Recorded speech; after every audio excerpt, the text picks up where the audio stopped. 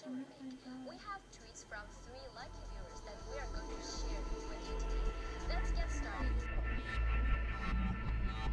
Yes, I think it is difficult because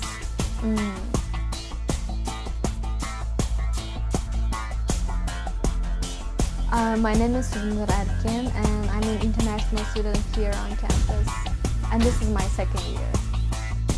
I was actually in journalism before, and then I just changed my major this semester to applied communication. When I first came here, I feel like I couldn't talk in front of the people, even if just like interpersonal communication. I couldn't do that because I was so shy of my pronunciation and like some grammar mistakes and everything.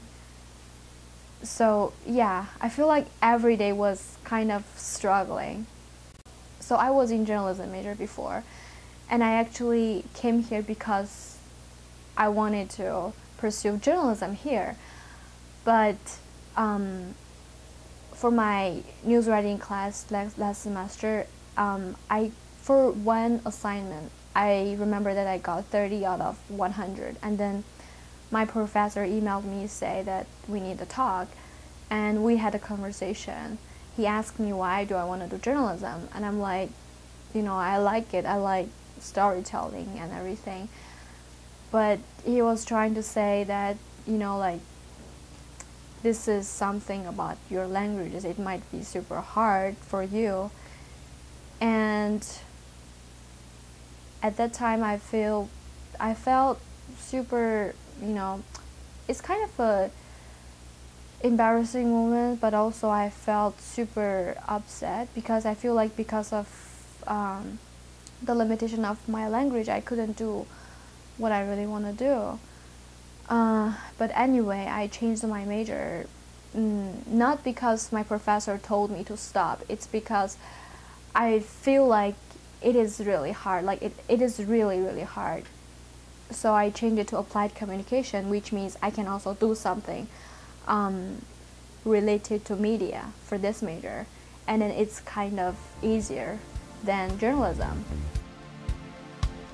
Language is different. Our writing is different.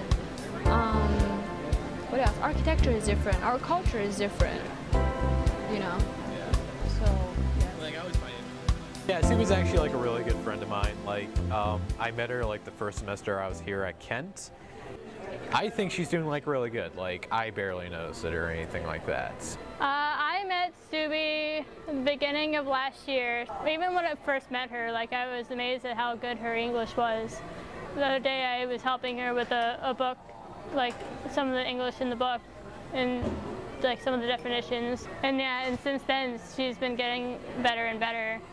yeah, and then when I came here, I met a lot of American friends because I lived on campus for my first semester.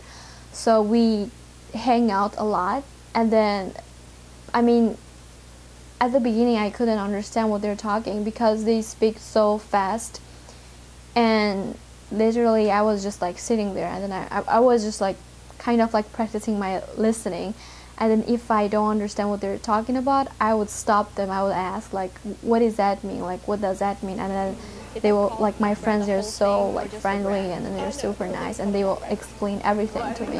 What is that? Flatbread. Oh, flatbread. Yeah, the whole sandwich is a flatbread. Oh, okay. But like they have different types. Yeah. Is that mayonnaise sauce? Like, is milk or? I'm sorry. Is that milk or like cream? Like the sauce in it, like the white I think it's, thing. yeah, it's like a basil-y kind of pesto sauce. Yeah. So yeah, I try to learn vocabularies and stuff during the conversation with them. I think Subi really strives to have better English. She's always working on it, always, tell me if you can correct me. Yeah, I think her English is very good. Maybe a little here and there if she doesn't know a word and she just gets confused for a minute, and then I'll just explain it to her. So she will ask you? Yeah. I used to watch lots of like American TV shows because I just like watching American TV shows like The Ellen Show, like some Revenge, Like Vampire Diary is one of my favorite too. So I bought this book. It's called Excuse Me, Can You Repeat That? And it's especially for international students.